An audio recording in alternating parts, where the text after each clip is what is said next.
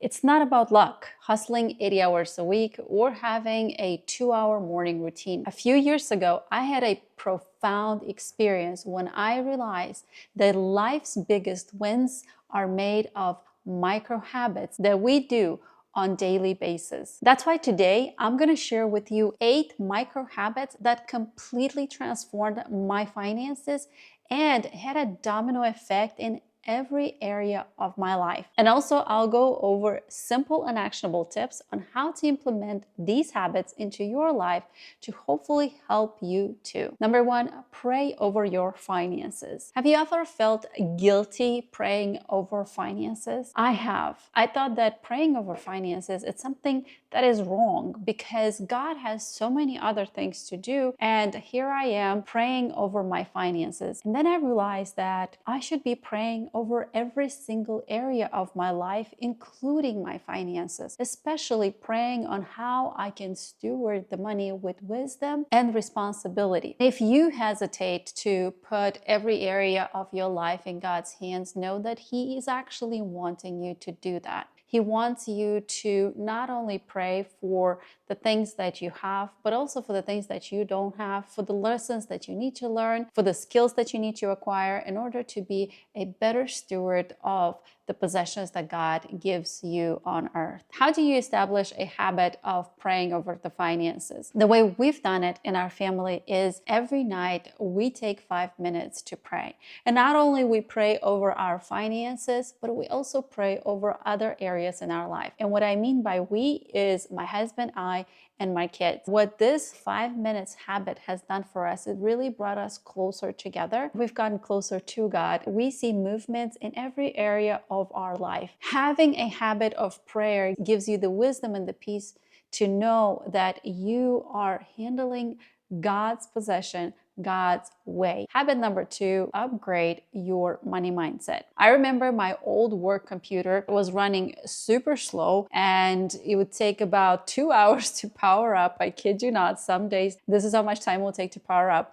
And then there were days when I would get the blue screen of death. You probably remember the times when your computer completely squashed your productivity. Now imagine your mind as a sponge that has been absorbing beliefs from other people. Like, I can't afford this, money is dirty, money is the root of all evil. Plus your other experiences that you've gone through life where you fear to lose money now. When I realized that this is what was sabotaging my finances, I started to reframe my mind to think of install a new software. The micro habit is anytime a thought comes into my mind, I question it if it's mine or somebody else's and if it's true. If you think that money is dirty, then you would think that having money makes you dirty. And that sabotages your ability to build wealth. That really puts a dent in your financial advancement and also in your life advancement. Therefore, making money might make you a bad person. By the way, did you know that people not only fear not to have money, but a lot of people fear of being wealthy and successful because they think successful and wealthy people are bad. Therefore, if they will have money, they will be bad. It's not the money that makes you good and evil, it's the person. And if the person is good, having more money, they will do more good with it. If the person is bad, then they will do more bad with it. Another thought that so many people have is, I'm not good with money, or I am bad with money. And this can be immediately reframed into every day I'm getting better and better at stewarding God's money wisely. And the way we do that is by implementing habit number 3, track your money flow. Just like many other people who have not grown in an environment with financial education, my husband and I would spend the money throughout the month and then look back at the month and wonder, where did the money go? And we realized that we have to track everything that comes in and everything that goes out. We decided to make this a family habit. Every Saturday, we sit down as a family and look over our finances. We look at what we have spent the past week and we plan how the money is going to flow for the next week. And we're very mindful on how we spend week after week instead of just looking after we spend the entire month. We have decided to make this a fun activity since our kids are involved, and having little ones that are fully present is really not that easy. So one of the things that we implemented is having a special dessert that I make to go with the family financial meeting. And it's working really, really well because with the habit of managing the finances, we have attached the habit of having something delicious. So the kids associate the financial meeting with something delicious. And that's on purpose so that when they grow older, they don't walk away from the finances, or they don't feel like finances are something that it's overwhelming and avoid looking at. The habit of reviewing the finances literally takes 5 minutes every Saturday, but making the dessert might take you longer. It's up to you if you want to couple it with some sort of a reward. It could be not a dessert, it could be something else, so that your brain makes the connection that when there's a financial meeting, you are getting this reward, and you will see success and progress and how your mind perceives your finances. Number 4, know what you're worth. When we talk about net worth, there is a clear formula in the finance world, which is assets minus liabilities. Assets is basically what you own, and liabilities is what you owe. That is not tracked on the weekly basis like your money flow, but more so on a monthly or quarterly basis. It gives you a measure to understand that all your efforts that you are doing are paying off. If we talk about non-finance world, then your worth is in God.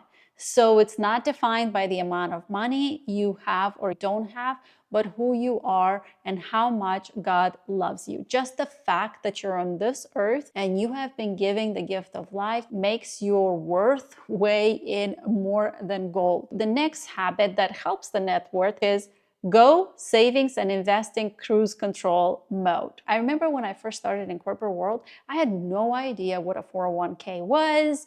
What are the investments inside of it? All I know is John, a manager and an executive at the time, told me that if I invest in the 401k, then I will retire a millionaire. So I went and automated my contributions into the 401k and put it on cruise control, basically. So it doesn't depend on me going in every month and saving and investing. It's done for me, out of sight, out of mind, but it does grow. And then also I know what I have to spend after I paid myself first and that money got saved and invested. So while you're actively managing your money flow, you're also having your money being invested, and it grows without you doing much of anything at all. This habit will take you only a few minutes to set it up initially. Now, of course, you would need to understand what to invest in, which brings me to habit number 6. Grow your financial wisdom daily. There was this one day when I was sitting in my cubicle, staring at the screen and thinking, when was the last time that I read a book, that I took a course, that I went to a seminar? Outside from what the company was doing, I was taking seminars and improving myself in terms of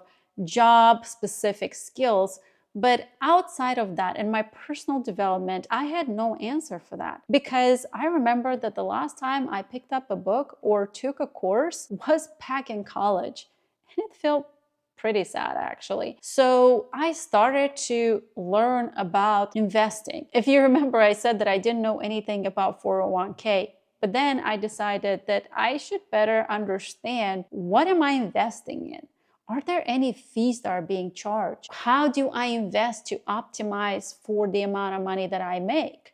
How do I invest that doesn't rely only on the stock market? How do I diversify? And every day I would read just 5 minutes, a snippet, learning about something small. And of course, I also started taking some individual courses, starting to read books. And by the way, if you want to learn how to manage your money and invest step by step, then you can go and grab my Destined for Wealth book in the description below from my website, or you can go grab it on Amazon as well. You're dedicating 5 minutes a day, maybe while you drink your morning coffee, maybe after you finished your lunch meal and you have 5 minutes just to learn something about finances. This will put you so much ahead than so many other people out there. And not only that, but it will open up the desire to learn more, because as soon as you understand that finance is a game that you need to learn how to play, you would want to know all the rules of that game to obviously win in life and win in serving God with the things that He gives you. And as you learn more, you're going to become more responsible. You're going to become more wise, and God will bless you with more, because God says in the Bible we should seek wisdom from others that have more knowledge than we do. And by doing that, He sees that we're serious about being responsible for what He's giving us, that we're serious about learning. We want to serve His people and advance His kingdom, because now we are worthy of more because we've gained more knowledge. Habit number 7, choose value over volume. When I was little, my mom would take me to the biggest central market that it's in the capital of the country that I was born in. And this is where we would find clothes, food, and everything else. They basically sell everything under the sun. It reminds me of Amazon, but not online, it's in person. When my mom would take me to buy shoes for school, she would look for good quality, she would pay a little more, but she'll make sure that it lasts long. And I believe that for clothes, it's better to have good quality clothes and less of them than a big closet full of low quality clothes that have lost their shape, lost their color. You open the closet and you don't even want to put them on, and you feel like you need to go buy something else. Having the wisdom to understand that you will be saving more money in the long run by buying quality things than buying cheap things. And I don't mean brand designer things. I mean quality clothes that will last long, that are comfortable and friendly towards our finances. Habit number 8 is celebrate every money win or loss. You need to celebrate every win in order to keep moving forward.